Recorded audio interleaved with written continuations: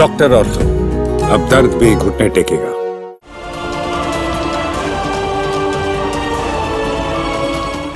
नमस्कार, channel 4 news India पर आपका बहुत बहुत स्वागत है। मैं हूं प्रदीप डवास। दोस्तों, मुनव्वर राना का एक शेर है कि कल तक सियासत में भी मोहब्बतें होती थी, अब मोहब्बतों में भी सियासत है। मोहब्बतों में सियासत अब ऐसी दिखने लगी है कि अब अंदाजा लगाने में मुश्किल आने लगी है कि आखिर ये मोहब्बत है या सियासत है। अपने अपनों पर वार कर रहे हैं और फिर उस वार पर पलटवार हो रहा है और सब कुछ इतने खुलेआम हो रहा है कि लोगों को समझ नहीं आ रहा है कि ये लड़ रहे हैं या अपनी पार्टी को, अपने दल को, अपने क्षेत्र को और मजबूत करने की कोशिश कर रहे हैं। आखिर हो क्या रहा है? और ये एक दल में नहीं, हर एक दल में हो रहा है। सब जगह धड़े बटे हुए हैं और बटे भी क्यों ना, सबकी महत्वाकांक्षाएं हैं। सब चाहते हैं कि ये जो महाकुंभ आने वाला है विधानसभा चुनाव का, इसमें सत्ता की दहलीज तक पहुंचना ही एकमात्र उद्देश्य है, एकमात्र टारगेट है। और उस टारगेट में जो भी बीच में आएगा वो फिर चाहे अपना हो या सामने वाले दल का, उसे शिकस्त देना ही एकमात्र उद्देश्य है। राव नरबीर नाम याद है आपको? बड़ा नाम था। 2014 में जब भारतीय जनता पार्टी की सरकार बनी तो मंत्री भी बने, लेकिन 19 आते आते टिकट कट गई। अब राव नरबीर का बयान आया, उन्होंने कहा कि ऐन मौके पर टिकट कटी है और अगर अब की बार भाजपा ने फिर से यही गलती दोहराई और कुछ पुराने चेहरों को दक्षिण हरियाणा में फिर से दोहराने की कोशिश की तो केवल एक सीट की संभावना उन्होंने जताई है जो आ सकती है, बाकी सब साफ हो जाएगी। और इसके बाद जब अपने ही अपनों पे इस तरह के कटाक्ष करते हैं तो अपने ही उसका जवाब देते हैं। सुधा यादव का बयान आया, वो भी चुनाव समिति की बैठक में उन्होंने कहा कि राव नरबीर पर अनुशासनात्मक कार्रवाई होनी चाहिए। अनुशासनात्मक कार्रवाई का अर्थ समझ रहे हैं आप? जब चुनाव सिर पर है, जब टिकटों के लिए बैठक हो रही है। जी हां, ये बयान सुधा यादव ने उस बैठक में दिया जिसमें मुख्यमंत्री, प्रदेश प्रभारी, सह प्रभारी, तमाम नेता मौजूद थे। वहां पे जब सुधा यादव ये कहती है कि राव नरबीर पर अनुशासन की कार्रवाई होनी चाहिए तो निश्चित तौर पे आप समझ जाइए कि अनुशासन की कार्रवाई का अर्थ क्या होता है। ये बयानबाजियां भारतीय जनता पार्टी में साफ बता रही है कि इस समय टिकटों को लेके किस तरह का घमासान मचा हुआ है। उम्मीद ये जताई जा रही है कि बीजेपी अपनी पहली सूची, पहली लिस्ट उम्मीदवारों की इस महीने के आखिर में या आखिर आते आते जारी कर सकती है। नामों के पैनल बना दिए गए हैं, 2 दिन लगातार बैठक चली है, मंथन हुआ है, तमाम सर्वों को ध्यान में रखा गया है, तमाम उम्मीदवारों के नामों के पैनल बनाए गए हैं और उस पैनल में अब किसकी लॉटरी लगती है यह देखने वाली बात होगी। और सितंबर के पहले हफ्ते में ही कांग्रेस के टिकट आने की भी संभावना है, या ये कहे कि इस महीने के आखिरी दिन भी कांग्रेस की टिकटों की पहली सूची आ सकती है। टिकटों को लेके जो है घमासान हर पार्टी में मचा हुआ है और टिकटों को लेके लॉबिंग और दिल्ली के चक्कर हर नेता लगा रहा है।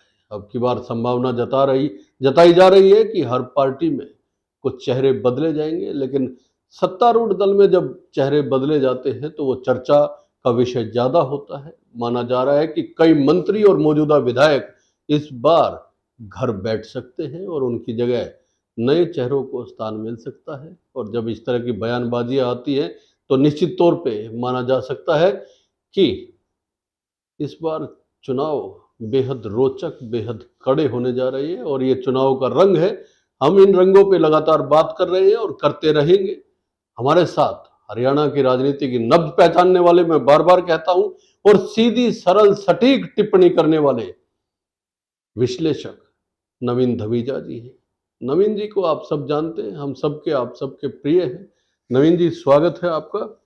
धन्यवाद आवाज जी। घमासान तो देखिए मचा हुआ है, जिस तरह की बयानबाजियां नवीन जी होनी शुरू हो गई है और 90 सीटों के लिए बीजेपी के पास 2700 नामों की सूची है, जिसमें से हर सीट पे एक एक नाम ही तय करना है, मतलब 90 नाम है। बाकी जो है वो 2610 नाम कैसे काम करेंगे वो तो बाद की बात है, लेकिन राव नरवीर और सुधा यादव के बयान ने सियासत को बीजेपी के भीतर थोड़ा सा गर्म तो किया है नवीन जी चुनाव से पहले।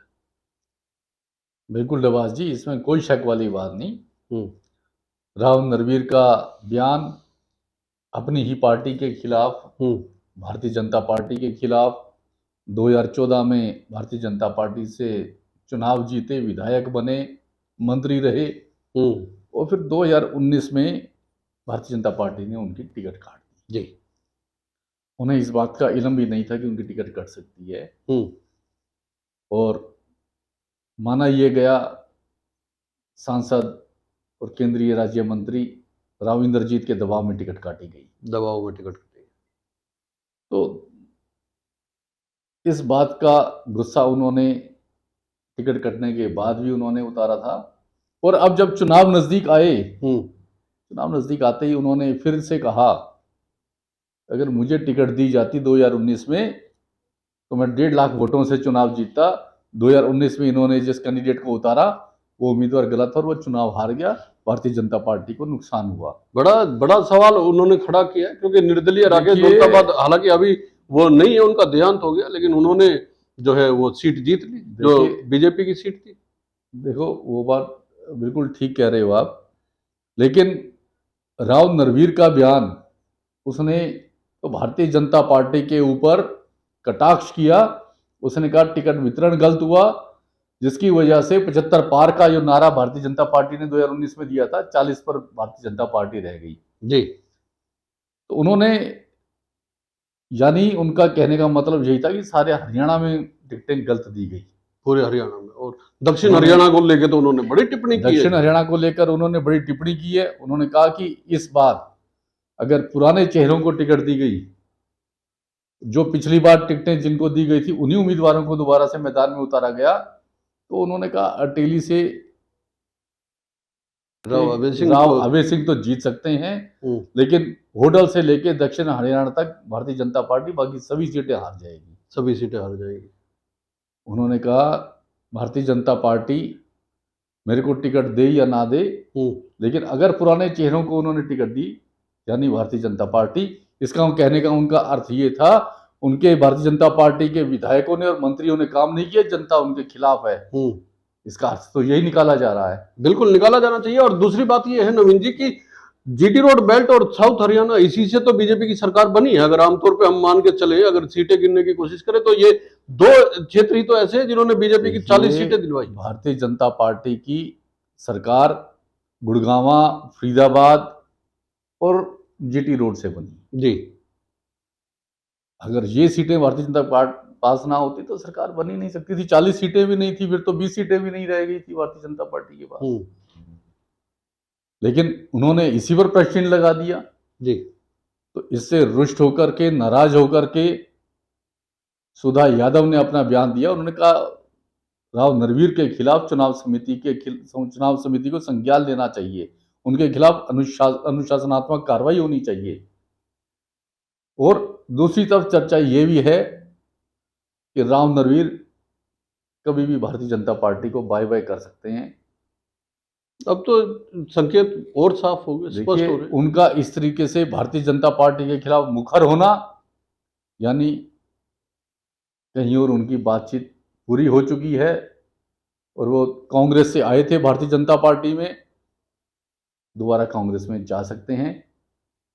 अगर उनकी बातचीत वहां तय हो गई है तो इसका मतलब भारतीय जनता पार्टी को डैमेज करना चाहते हैं जाने से पहले, ये भी तय है। ये भारतीय जनता पार्टी को डैमेज करने वाला, ये आपने बड़ी स्टेटमेंट दी है, बड़ा विश्लेषण किया है कि वो जाने से पहले जो है डैमेज करना चाहते हैं। इसका मतलब ये है कि उन्होंने मन तो बना लिया है बाय बाय बोले। देखिए, उनका ये बयान इस बात के संकेत दे रहे हैं जाने से पहले वो भारतीय जनता पार्टी को डैमेज कर रहे हैं।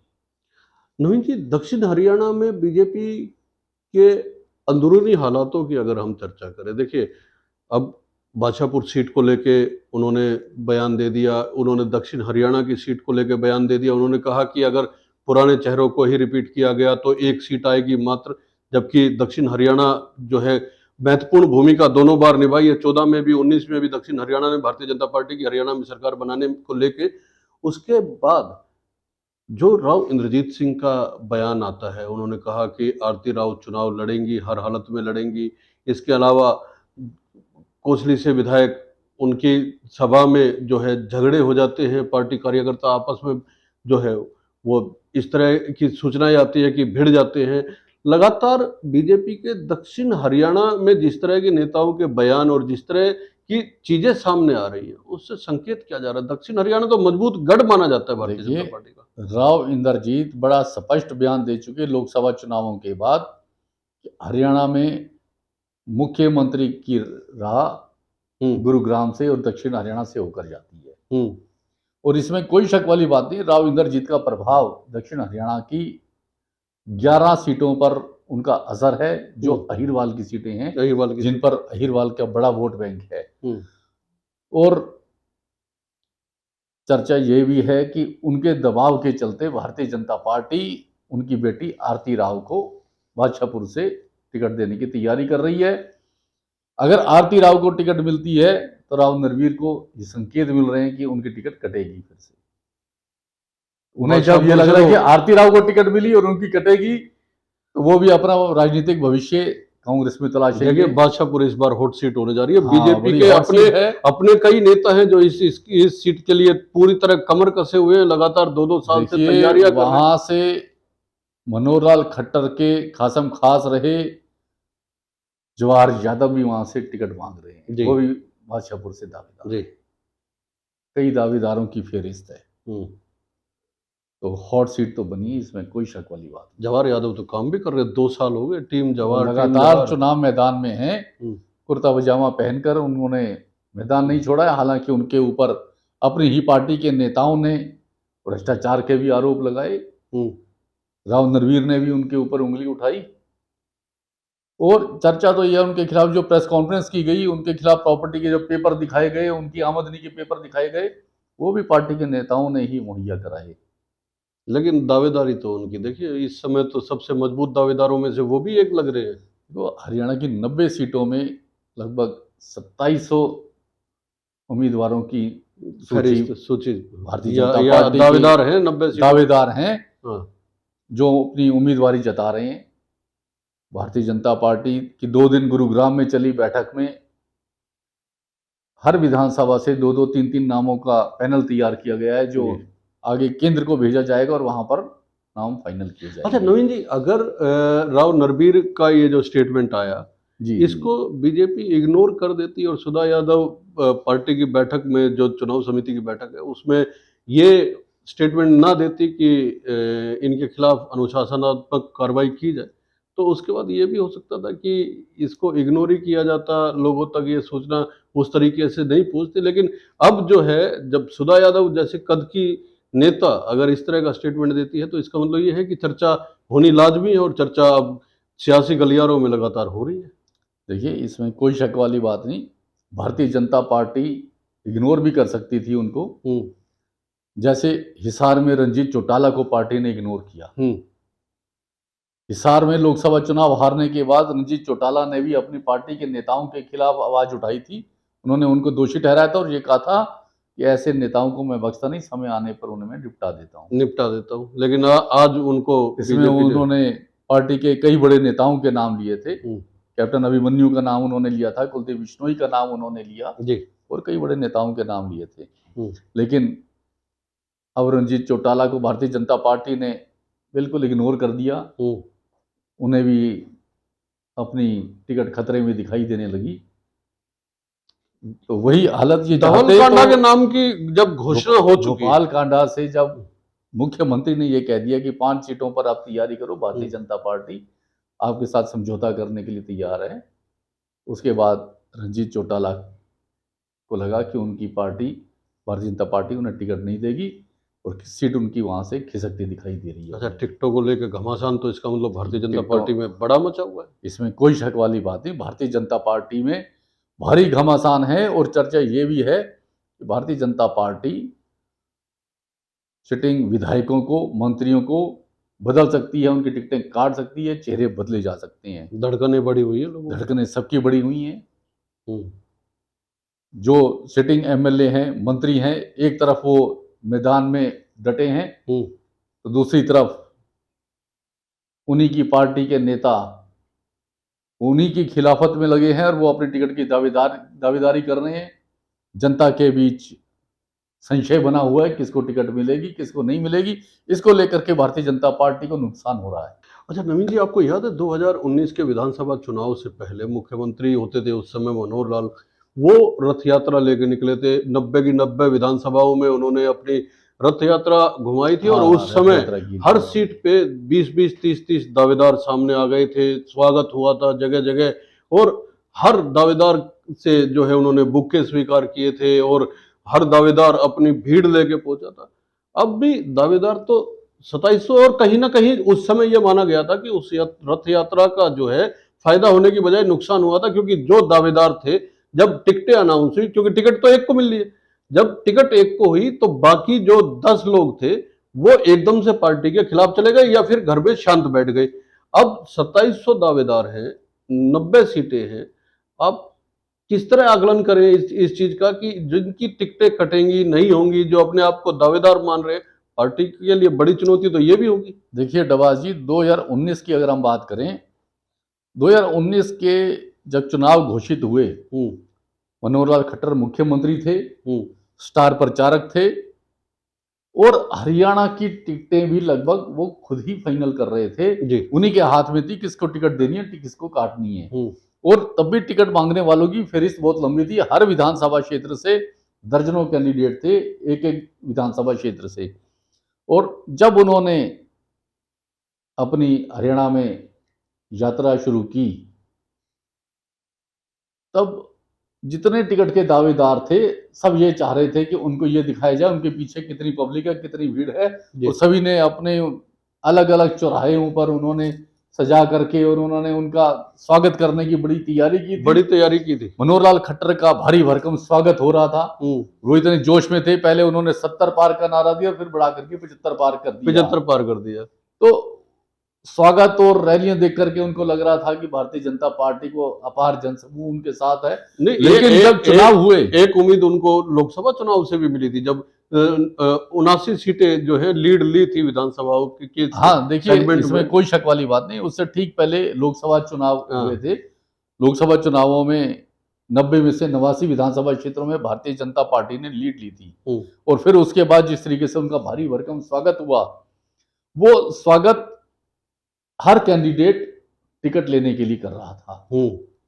वो भीड़ अपनी टिकट के लिए जुटाई जा रही थी। लेकिन जब उनको टिकट नहीं मिली तो उन्होंने अपनी ही पार्टी के उम्मीदवारों की खिलाफत शुरू की, जिसकी वजह से भारतीय जनता पार्टी को भारी नुकसान हुआ और वो 40 पर आकर टिक गई। तो अभी भी तो 2700 उम्मीदवारों ने दावेदारी, कोई शक वाली बात नहीं। 2700 उम्मीदवार दावा कर रहे हैं और भारतीय जनता पार्टी में यह चर्चा कि चेहरे बदले जाएंगे, इसने उम्मीदवारों को और उम्मीद जता दी है, उनके अंदर जगा दी है।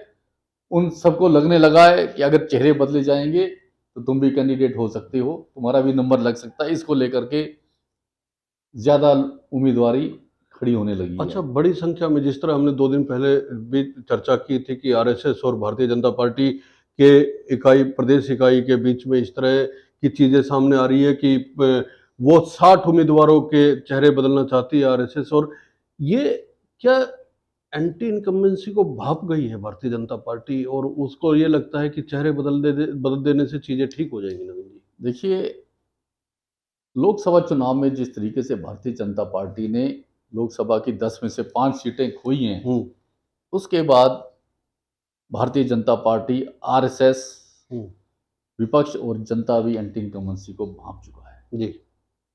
अब भी अगर नहीं भांपेगा तो मुझे लगता है वो राजनीति में फिर फेल है, राजनीति का फेलियर कहलाएगा अगर वो अब भी नहीं भांप पाया तो। लोकसभा चुनावों में जहां सारे देश में मोदी के नाम पर वोट पड़ रहा था, तब भारतीय जनता पार्टी ने 5 सीटें खोई। आज विधानसभा में तो मोदी के नाम पर कोई वोट नहीं है। हरियाणा के स्थानीय मुद्दों के नाम पर चुनाव लड़े जाने हैं। उनके जो विधायक थे, उनके जो मंत्री थे, उन्होंने जो काम किए और जो अफसरशाही हावी रही, जनता जिन मुद्दों से त्रस्त रही, वो सारे मुद्दे इन चुनावों में हावी होंगे। और ये anti incumbency factor Bharatiya Janata party के लिए नुकसानदायक सिद्ध हो सकता है। और इसको दिखाई दे रहा है एक बड़ा भाव माहौल भारतीय जनता पार्टी के खिलाफ बना हुआ है। अब भी भारतीय जनता पार्टी अगर नहीं जागी, भारतीय जनता पार्टी को नुकसान तो होगा इसमें। मतलब आने वाले विधानसभा चुनाव जो है बीजेपी के लिए करो मरो वाले चुनाव करो है। मरो वाले चुनाव हैं। तीसरी बार अगर सत्ता में रहना है तो उन सभी चीजों पे काम करना पड़ेगा, लेकिन अब समय बचा कहाँ काम करने के लिए। अब तो समय रहा ही नहीं। अब तो आचार संहिता लग गई है। आचार संहिता लागू होने के बाद आप ये देखिए, जिस दिन आचार संहिता घोषित हुई, चुनाव घोषित हुए, उस दिन सरकार ने आईएएस अफसरों की बड़ी लिस्ट की तबादलों की निकाल दी, आईपीएस अफसरों के तबादलों की बड़ी लिस्ट निकाली, एचसीएस अफसरों की, एचपीएस अफसरों की, तहसीलदारों की, पुलिस के इंस्पेक्टरों की। यानी एक दिन में इतने तबादले कर दिए गए जितने सरकार पूरे साल में करती है जी।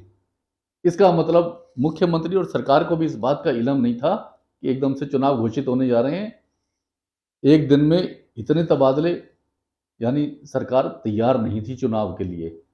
अब तैयार है, अब बीजेपी तैयार। अब तो तैयार हो या ना हो, अब तो तिथि घोषित हो चुकी है। क्योंकि इस तरह की स्टेटमेंट तो जब करना पड़ेगा, इस तरह की जो राव नरवीर की स्टेटमेंट आई है और उसके बाद जो नेताओं की प्रतिक्रियाएं आ रही हैं, उससे ऐसा लग रहा है कि ये चुनाव लड़ने के साथ साथ एक अंदरूनी लड़ाई भी लड़ी जा रही है। नवीन जी, इसमें कोई शक वाली बात नहीं।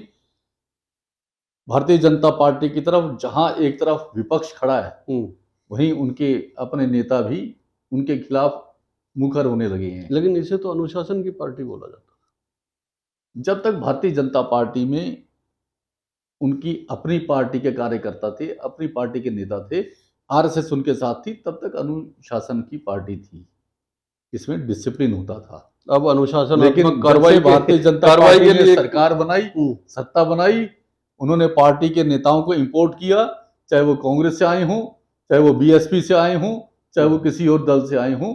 उसके बाद तो फिर माहौल और सारा अनुशासन खत्म हो गया। जिस तरीके से कांग्रेस में, बीएसपी में, दूसरे दलों में पार्टी अपनी पार्टी के नेताओं के खिलाफ नेता बोला करते थे, वही माहौल उन्होंने भारतीय जनता पार्टी में कर दिया। आपने कांग्रेस का जिक्र किया, कांग्रेस की पहली सूची भी उम्मीद लगाई जा रही है कि 31 अगस्त तक आ जाएगी। 26 तारीख को स्क्रीनिंग कमेटी की बैठक होनी है और जो चीजें कांग्रेस में चल रही है वैसी ही चीजें बीजेपी में भी शुरू हो चुकी है, या जो कहें कि जो बीजेपी में दिखाई दे रहा है कांग्रेस में तो बहुत पहले से चल रहा था। नवीन, कांग्रेस तो शुरू से, कांग्रेस में माहौल ये शुरू से रहा है। और भारतीय जनता पार्टी पहले तो कांग्रेस के ऊपर उंगली उठाया करती थी, उन पर सवालिया निशान खड़े किया करती थी कि अपनी गुटबाजी को खत्म करें। और भारतीय जनता पार्टी में गुटबाजी को लेकर के आप ये देखिए, कुलदीप बिश्नोई का एक बड़ा बयान आया, उन्होंने कहा मैं चुनाव नहीं लड़ूंगा, मैं तो मुख्यमंत्री का दावेदार हूं, मेरा बेटा चुनाव लड़ेगा। हाँ, वो मुख्यमंत्री मटेरियल, वो भी मुख्यमंत्री के दावेदार हैं, अपने आप को मुख्यमंत्री का दावेदार मान रहे हैं। और कांग्रेस में चुनावों की आप बात कर रहे हैं, उम्मीदवारों की लिस्ट आने की। देखिए, 2 दिन पहले कांग्रेस की स्क्रीनिंग कमेटी की पहली बैठक स्क्रीनिंग कमेटी के अध्यक्ष अजय माकन ने दिल्ली में ली थी। और अब 26 तारीख से दोबारा अजय माकन के नेतृत्व में, उनकी अध्यक्षता में स्क्रीनिंग कमेटी की बैठक होने जा रही है। पार्टी के उम्मीदवारों की लंबी फहरिस्त कांग्रेस के पास भी है, लगभग 2600 उनके पास कैंडिडेट हैं जो चुनाव लड़ने के लिए आतुर हैं। अब उन्हें भी प्रदेश से पैनल बनाए जाएंगे, फिर भेजे जाएंगे, फिर पार्टी के केंद्रीय नेतृत्व के पास भेजे जाएंगे जहां ये नाम फाइनल। अच्छा, पैटर्न तो एक ही जैसा होता जा रहा है ना, जिस तरह से बीजेपी का कांग्रेसीकरण हुआ, कांग्रेसी नेता बिल्कुल, उसके बाद बीजेपी में धड़ेबंदियां दिखने लग गई है। एक साउथ हरियाणा का गुट है, एक इधर का गुट है, एक उधर का गुट है। ये जो कांग्रेस का कल्चर था वो बीजेपी धीरे धीरे अडॉप्ट कर रही है, क्योंकि बीजेपी में वही लोग हैं जो कांग्रेस में होते थे। अडॉप्ट कर लिए उन्होंने भी। हाँ, वो नेता अडॉप्ट हो गए तो कल्चर अडॉप्ट हो गया वो। तो कांग्रेस भी अपनी पार्टी के उम्मीदवारों को फाइनल करने के लिए वहां भी घमासान मचा है। पार्टी के बड़े नेताओं की कोठरियों पर भीड़ लगी है, नेताओं की, कार्यकर्ताओं की। टिकट चाहने वालों की। टिकट चाहने वालों की। सारे कार्यकर्ता लॉबिंग में लगे हैं। ये चुनाव इस बार कहीं ना कहीं मुझे ऐसा भी लग और रहा है भारतीय नवीन जी, जनता पार्टी के जिन नेताओं को लग रहा है जो सिटिंग एमएलए मंत्री हैं उनकी टिकट कटी तो वो कांग्रेस से टिकट ला सकते हैं, जी। और जिनकी कांग्रेस से सेटिंग नहीं बैठी, हम्म।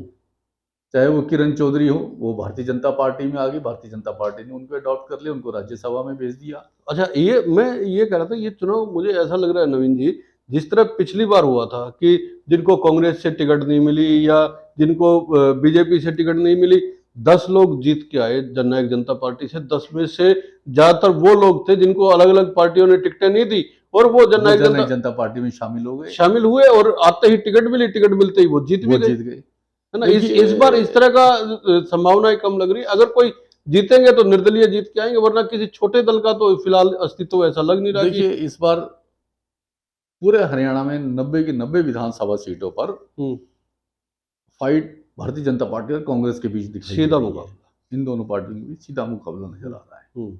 इक्का दुक्का बाकी सीटों को चाहे छोड़ दे इनेलो हो, चाहे जजपा हो या कोई और पार्टी हो, हालांकि आम आदमी पार्टी ने भी 90 विधानसभा सीटों पर खुद चुनाव लड़ने की घोषणा की है, लेकिन कहीं पर फाइट में या अस्तित्व में नजर नहीं आ रही।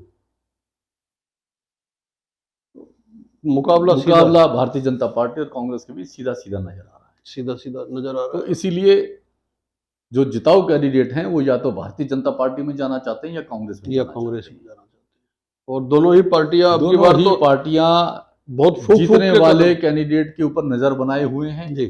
भारतीय जनता पार्टी इस बात पर नजर बनाए हुए कांग्रेस का कौन सा बड़ा नेता भारतीय जनता पार्टी में आ सकता है, जो जीत सकता है, जो एमएलए बन सकता है, जिससे उनकी सरकार बन सके। पर कांग्रेस उस पर नजर बनाए हुए भारतीय जनता पार्टी कौन से मंत्री की कौन सी सिटिंग विधायक की टिकट काटे और वो जीत सकता है तो कांग्रेस से जीत सकता है, कांग्रेस को वो लेने के लिए तैयार है। अच्छा, ये कहा जाता है कि कोई एक घटना एक बयान इलेक्शन जितवा देती है, एक घटना एक बयान जो है वो इलेक्शन हरवा देती है। नवीन जी, पार्टियों को इस तरह की बयानबाजियों से भी बच के रहना चाहिए, जिस तरह से अब, क्योंकि अब ऐसा दौर है कि हर स्टेटमेंट का अपना एक अलग मायने होता है, हर स्टेटमेंट के अपने मतलब निकाले जाते हैं और फिर वो दूर तक वार करता है। नवीन जी, तो ऐसी चीज़ों से पार्टियों को बचना भी चाहिए। देखिए निश्चित तौर पर पार्टी को, बड़े नेताओं को ऐसे बयानों से बचना चाहिए, लेकिन जब कोई नेता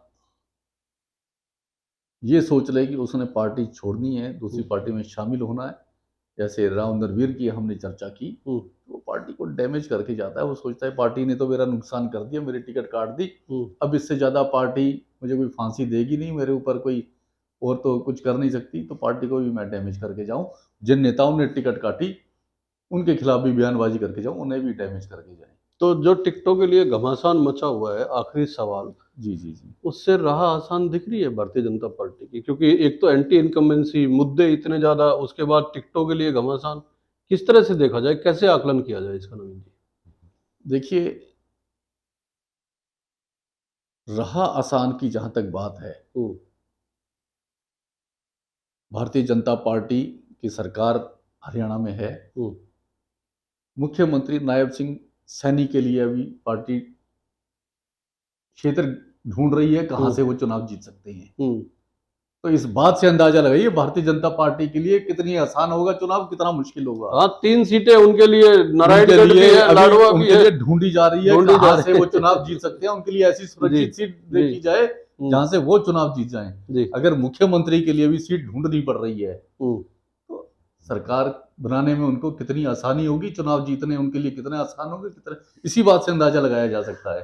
ये नवीन जी ने पूरी चर्चा का सार दे दिया है कि जब मुख्यमंत्री को जीतने के लिए सेफ सीट ढूंढी जाने लगे तो आप अंदाजा लगा लीजिए कि राह कितनी आसान और कितनी मुश्किल होने वाली है। दोस्तों, बेहद सार्थक चर्चा रही है और निरंतर इस तरह की चर्चाएं चुनाव को लेकर हम करते रहेंगे। ये चर्चा आपको कैसी लगी, टिप्पणी करके, अपने कमेंट करके जरूर बताइएगा, क्योंकि हम बार बार कहते हैं हम न पक्ष न विपक्ष, हम निष्पक्ष बात करते हैं। और नवीन जी जो तर्कों के साथ विश्लेषण करते हैं, वो विश्लेषण सुनने में भी मजा आता है। आप भी सुनिए और जरूर बताइएगा कि आज का ये प्रोग्राम आपको कैसा लगा। अच्छा लगा तो लाइक कीजिए, शेयर कीजिए और चैनल को सब्सक्राइब करना ना भूलें। अगर आप चैनल सब्सक्राइब करते हैं दोस्तों तो हमारा हौसला बढ़ता है। धन्यवाद नवीन जी। धन्यवाद दवास जी। धन्यवाद दोस्तों। नमस्कार।